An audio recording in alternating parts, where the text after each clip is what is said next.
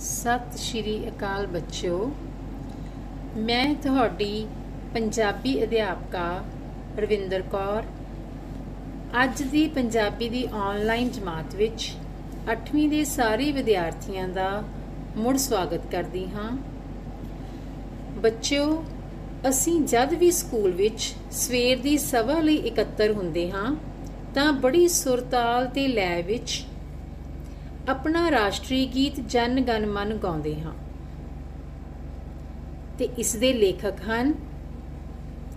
हाँ जी बच्चों, तुसी सही सोच रहे हो, इस दे लेखक हन नोबल पुरस्कार जेतू महान ते उगे कवि रविंद्रनाथ टैगोर जी, जो कि महान चित्रकार भी सन, नावलकार, नाटककार ते महान कवि होए हन।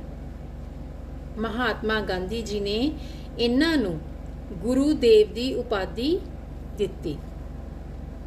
अज असीं उन्हां दी जीवनी पढ़न जा रहे हाँ, जो कि तुहाडी पंजाबी दी पाठ पुस्तक विच पाठ 15 हेठ दर्ज है। आओ पढ़दे हाँ रविंद्रनाथ टैगोर जी दी जीवनी। बच्चों, गुरुदेव रविंद्रनाथ टैगोर जी का जन्म 7 मई 1861 विच कोलकाता विखे होया ते उन्हां दे पिता दविंद्रनाथ टैगोर एक बड़े वड्डे व्यापारी होए ते उन्हां दा जन्म एक अमीर घराने विच होया। अमीर घराने विच होण करके टैगोर जी का पालन पोषण भी राजकुमारां दी तरह होया। उन्हां दा बचपन जिहड़े घर विच बीतिया वो एक राज महल की तरह सी। रविंद्रनाथ टैगोर जी दे 13 भैन भरा उन्हां तो वड्डे सन। सारे उस महल वर्गे घर विचों रल मिल के खेडदे।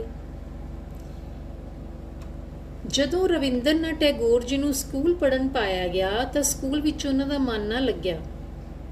वो स्कूल ना जाण लई कोई ना कोई बहाना घड़ लैंदे। एक दिन स्कूल ना जाण दी उन्होंने एक बड़ी चंगी ब्योंत लगाई। उन्होंने अपनी जुत्ती दे विच पानी पा लिया ते उही जुत्ती पानी वाली जुत्ती नूं पैरां विच पाई रखिया, जिस करके उन्होंने बुखार चढ़ गया ते अगले दिन वो स्कूल ना गए। सो इस करके उन्हां दे माता पिता ने उन्हां दी पढ़ाई का प्रबंध घर विच ही कर दिता। रविंद्रनाथ टैगोर जी जदों 11 सालां दे होए तां उन्हां दे पिता जी लम्मे सैर सपाटे लई जद बाहर गए तां उन्हां नूं भी अपने नाल ही लै गए। टैगोर जी ने कई तीर्थ स्थानां ते वेखणयोग थावां ते घूमदे होए पंजाब दे विच श्री हरमंदर साहिब अमृतसर विच भी गए। श्री हरमंदर साहिब दे पवित्र वातावरण का उन्हां दे मन उत्ते बहुत असर होया। वो किन्नी किन्नी देर मंत्र मुग्ध होके हरमंदर साहिब दे विच कीर्तन सुनते रहंदे। उस तो बाद वो डलहौजी भी गए ते डलहौजी विखे उन्हां नूं खुलियां ते कुदरती दृश्यां वालियां थावां बहुत पसंद आईयां ते इस कुदरती माहौल दे विच उन्होंने निक्कियां निक्कियां कवितावां भी लिखनियां शुरू कर दित्तियां। सो उन्होंने अपनी जिहड़ी स्कूली विद्या सी वो कुदरत दे अंग संग रहिंदियां, कुदरत दे नाल रहिंदियां ही पूरी कीती। रविंद्रनाथ टैगोर जी दे पिता जी उन्हां नूं वकील बनाउणा चाहुंदे सन ते उचेरी विद्या दे लई उन्हां दे पिता जी ने उन्हां नूं इंग्लैंड भेजिया, पर वो छेती ही उत्थों भारत परत आए। टैगोर जी का विआह मिरनालनी दे नाल होया, जिसकी उदों उन्हां दी जिहड़ी उम्र सीगी वो 22 साल सी। विआह तो बाद वो बोलपुर विखे रहन लग पे ते इत्थों दे खुले डुले माहौल दे विच उन्होंने बहुत ही अनेक रचनावां रचियां ते ओह अपनी मात भाषा बंगला दे विच ही ਆਪਣੀਆਂ ਰਚਨਾਵਾਂ ਲਿਖਦੇ ਸਨ, ਕਿਉਂਕਿ ਟੈਗੋਰ ਦੇ ਦਿਲ ਵਿੱਚ ਆਪਣੀ ਮਾਂ ਬੋਲੀ ਲਈ ਬਹੁਤ ਪਿਆਰ ਸੀ।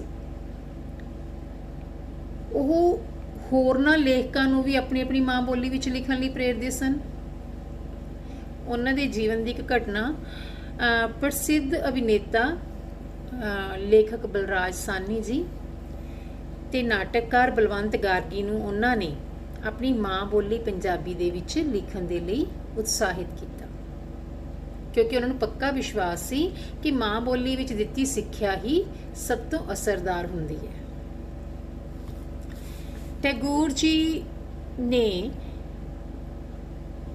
ਕਈ ਨਾਵਲ, ਨਾਟਕ, ਕਹਾਣੀਆਂ, ਕਵਿਤਾਵਾਂ ਲਿਖੀਆਂ ਤੇ ਉਹਨਾਂ ਨੂੰ ਵਧੇਰੇ ਜਿਹੜੀ ਪ੍ਰਸਿੱਧੀ ਮਿਲੀ ਉਹ ਇੱਕ ਕਵੀ ਦੇ ਤੌਰ ਤੇ ਮਿਲੀ। ਤੇ ਉਹਨਾਂ ਦੀ ਸਭ ਤੋਂ ਜਿਹੜੀ ਮਹਾਨ ਪੁਸਤਕ ਹੈ ਗੀਤਾਂਜਲੀ, ਉਸ ਦੇ ਲਈ ਸੰਸਾਰ ਦਾ ਸਭ ਤੋਂ ਵੱਡਾ ਸਾਹਿਤਿਕ ਇਨਾਮ ਨੋਬਲ ਪੁਰਸਕਾਰ ਉਹਨਾਂ ਨੂੰ 1913 ਈਸਵੀ ਵਿੱਚ ਮਿਲਿਆ। ਨੋਬਲ ਪੁਰਸਕਾਰ ਮਿਲਣ ਤੋਂ ਪਿੱਛੋਂ ਗੁਰੂਦੇਵ ਟੈਗੋਰ ਦੁਨੀਆ ਭਰ ਦੇ ਵਿੱਚ ਪ੍ਰਸਿੱਧ ਹੋ ਗਏ। ਜਿਹੜੀ ਇਹ ਕਾਵਿ ਪੁਸਤਕ ਹੈ ਹੋਰਨਾਂ ਕਈ ਭਾਸ਼ਾਵਾਂ ਵਿੱਚ ਵੀ ਅਨੁਵਾਦ ਕੀਤੀ ਗਈ ਹੈ ਬੱਚਿਓ। ਰਵਿੰਦਰਨਾਥ ਟੈਗੋਰ ਜੀ ਇੱਕ ਵਧੀਆ ਅਧਿਆਪਕ ਵੀ ਸਨ। ਸਿੱਖਿਆ ਦੇ ਖੇਤਰ ਵਿੱਚ ਉਹਨਾਂ ਦੀ ਬਹੁਤ ਥਾਂ ਹੈ, ਵਿਸ਼ੇਸ਼ ਥਾਂ ਹੈ। ਬਚਪਨ ਵਿੱਚ ਉਹ ਆਪਣੇ ਸਕੂਲ ਦੀ ਜਿਹੜੀ ਸਿੱਖਿਆ ਦੇ ਢੰਗ ਤੋਂ ਸੰਤੁਸ਼ਟ ਨਹੀਂ ਸਨ। ਵਿਦਿਆ ਬਾਰੇ ਉਹਨਾਂ ਨੇ ਆਪਣੇ ਮਨ ਵਿੱਚ ਜਿਹੜਾ ਸੁਪਨਾ ਬਣਾਇਆ ਹੋਇਆ ਸੀ, ਉਹਦੇ ਲਈ ਉਹਨਾਂ ਨੇ 1901 ਦੇ ਵਿੱਚ ਸ਼ਾਂਤੀ ਨਿਕੇਤਨ ਨਾਮ ਦੀ ਜਿਹੜੀ ਸੰਸਥਾ ਕਾਇਮ ਕੀਤੀ, ਸਥਾਪਿਤ ਕੀਤੀ। ਤੇ ਇਸ ਸਕੂਲ ਦੀਆਂ ਖਾਸ ਗੱਲਾਂ ਦੇ ਵਿੱਚੋਂ ਕੀ ਸੀ ਕਿ ਮਾਂ ਬੋਲੀ ਦੇ ਵਿੱਚ ਪੜ੍ਹਾਈ, ਪਾਠਕ੍ਰਮ ਵਿੱਚ ਵੱਖ-ਵੱਖ ਕਲਾਵਾਂ ਨੂੰ ਵਿਸ਼ੇਸ਼ ਥਾਂ, ਜਿਵੇਂ ਕਿ ਸਾਹਿਤ, ਕਲਾ, ਸੰਗੀਤ, ਚਿੱਤਰਕਾਰੀ, ਭਾਰਤੀ ਸੱਭਿਆਚਾਰ, ਇਹਨਾਂ ਸਭ ਦੀ ਸਿੱਖਿਆ ਦਿੱਤੀ ਜਾਂਦੀ ਸੀ। ਔਰ ਇਸ ਤੋਂ ਇਲਾਵਾ ਕੁਦਰਤ ਦੇ ਸੋਹਜ ਵਿੱਚ ਜਿਉਣਾ ਕਿਵੇਂ ਹੈ, ਇਹ ਵੀ ਸ਼ਾਮਲ ਸੀ। ਹੁਣ ਜਿਹੜੀ ਇਹ ਸੰਸਥਾ ਹੈ ਉਹ ਵਿਸ਼ਵ ਭਾਰਤੀ ਨਾਮ ਦੀ ਯੂਨੀਵਰਸਿਟੀ ਬਣ ਗਈ ਹੈ। ਗੁਰੂਦੇਵ ਟੈਗੋਰ ਜਿਹੜੇ ਸੀਗੇ ਉਹ ਕਲਾ ਪ੍ਰੇਮੀ ਸੀ। ਉਹਨਾਂ ਨੇ ਕੁਦਰਤ ਦੇ ਨਾਲ ਰਹਿ ਕੇ ਆਪਣੀਆਂ ਕਲਾਵਾਂ ਨੂੰ ਅੱਗੇ ਵਧਾਇਆ, ਕੁਦਰਤ ਨੂੰ ਆਪਣੀ ਸੰਗੀ ਬਣਾਇਆ ਤੇ ਕੋਮਲ ਦਿਲਾਂ ਵਾਲੇ ਬਾਲਾਂ ਨੂੰ ਕੁਦਰਤ ਦੇ ਨਾਲ ਜੋੜਿਆ। ਤੇ ਇਸ ਦੀ ਸਭ ਤੋਂ ਵੱਡੀ ਉਦਾਹਰਣ ਉਹਨਾਂ ਦੀ ਪਾਠਸ਼ਾਲਾ ਸੀ। ਭਾਵੇਂ ਗੁਰੂਦੇਵ ਜਿਹੜੇ ਸੀਗੇ ਉਹਨਾਂ ਨੇ ਸਿੱਧੇ ਰੂਪ ਵਿੱਚ ਆਜ਼ਾਦੀ ਦੀ ਲੜਾਈ ਵਿੱਚ ਹਿੱਸਾ ਨਹੀਂ ਲਿਆ, ਪਰ ਅੰਗਰੇਜ਼ ਸਰਕਾਰ ਵੀ ਉਹਨਾਂ ਦੀ ਮਹਾਨਤਾ ਅੱਗੇ ਸਿਰ ਝੁਕਾਉਂਦੀ ਸੀ। ਸਰਕਾਰ ਵੱਲੋਂ ਉਹਨਾਂ ਨੂੰ ਸਰ ਦਾ ਖਿਤਾਬ ਦਿੱਤਾ ਗਿਆ ਸੀ, ਪਰ ਉਹਨਾਂ ਲਈ ਕੋਈ ਵੀ ਸਨਮਾਨ ਆਪਣੇ ਭਾਰਤ ਦੀ ਅਣਖ ਕਾਇਮ ਰੱਖਣ ਨਾਲੋਂ ਕੋਈ ਬਹੁਤਾ ਵੱਡਾ ਨਹੀਂ ਸੀ। ਜਦ 13 ਅਪ੍ਰੈਲ 1919 ਦੇ ਵਿਸਾਖੀ ਵਾਲੇ ਦਿਨ ਅੰਮ੍ਰਿਤਸਰ ਵਿਖੇ ਜਲਿਆਂਵਾਲੇ ਬਾਗ ਵਿੱਚ ਅੰਗਰੇਜ਼ਾਂ ਵੱਲੋਂ ਨਿਹੱਥੇ ਭਾਰਤੀਆਂ ਦੇ ਉੱਤੇ ਗੋਲੀ ਚਲਾਈ ਗਈ ਤਾਂ ਇਸ ਖੂਨੀ ਸਾਕੇ ਨੂੰ ਸੁਣ ਕੇ ਉਹਨਾਂ ਦੀ ਰੂਹ ਕੰਬ ਗਈ ਤੇ ਸਿੱਟੇ ਵਜੋਂ ਉਹਨਾਂ ਨੇ ਅੰਗਰੇਜ਼ੀ ਜ਼ਾਲਮ ਸਰਕਾਰ ਵੱਲੋਂ ਦਿੱਤਾ ਗਿਆ ਸਰ ਦਾ ਸਨਮਾਨ ਵਾਪਸ ਕਰ ਦਿੱਤਾ, ਕਿਉਂਕਿ ਇਹ ਜਿਹੜਾ ਸਨਮਾਨ ਸੀ ਉਹਨਾਂ ਨੂੰ ਇੱਕ ਬੋਝ ਜਾਪਣ ਲੱਗ ਪਿਆ ਸੀ। ਉਹਨਾਂ ਨੇ ਕਦੇ ਵੀ ਸਰਗਰਮ ਰਾਜਨੀਤੀ ਵਿੱਚ ਭਾਗ ਨਹੀਂ ਸੀ ਲਿਆ, ਪਰ ਭਾਰਤ ਦੇ ਮਹਾਨ ਨੇਤਾ ਜਿਹੜੇ ਸੀਗੇ ਉਹਨਾਂ ਦਾ ਬਹੁਤ ਸਨਮਾਨ ਕਰਦੇ ਸੀ। ਤੇ ਮਹਾਤਮਾ ਗਾਂਧੀ ਜੀ ਨੇ, ਜਿਵੇਂ ਕਿ ਪਹਿਲਾਂ ਹੀ ਤੁਹਾਨੂੰ ਦੱਸਿਆ, ਕਿ ਉਹਨਾਂ ਨੂੰ ਸਤਿਕਾਰ ਨਾਲ ਗੁਰੂਦੇਵ ਕਹਿੰਦੇ ਸਨ। ਇਸ ਮਹਾਨ ਸਾਹਿਤਕਾਰ ਦਾ ਦੇਹਾਂਤ 1941 ਦੇ ਵਿੱਚ ਬੜੀ ਲੰਮੀ ਉਮਰ ਭੋਗ ਕੇ ਹੋ ਗਿਆ। 80 ਸਾਲ ਦੇ ਸਨ ਜਦੋਂ ਉਹਨਾਂ ਦਾ ਦੇਹਾਂਤ ਹੋਇਆ। ਸਮਾਜ ਨੂੰ ਸੇਧ ਦੇਣ ਵਾਲੀਆਂ ਉਹਨਾਂ ਦੀਆਂ ਲਿਖਤਾਂ ਸਾਨੂੰ ਗੁਰੂਦੇਵ ਟੈਗੋਰ ਦੀ ਸਦਾ याद दिवाउंदियां रहणगीਆਂ। ਉਹ ਇੰਨੇ ਹਰਮਨ ਪਿਆਰੇ ਸਾਹਿਤਕਾਰ ਸਨ ਕਿ ਉਹਨਾਂ ਦੀ ਖੁੱਲੀ ਦਾੜੀ ਵਾਲੀ ਤਸਵੀਰ ਜਿਹੜੀ ਹੈਗੀ ਹੈ ਲਗਭਗ ਹਰ ਭਾਰਤੀ ਘਰ ਵਿੱਚ ਸਾਨੂੰ ਵੇਖਣ ਨੂੰ ਮਿਲਦੀ ਹੈ। ਧੰਨਵਾਦ।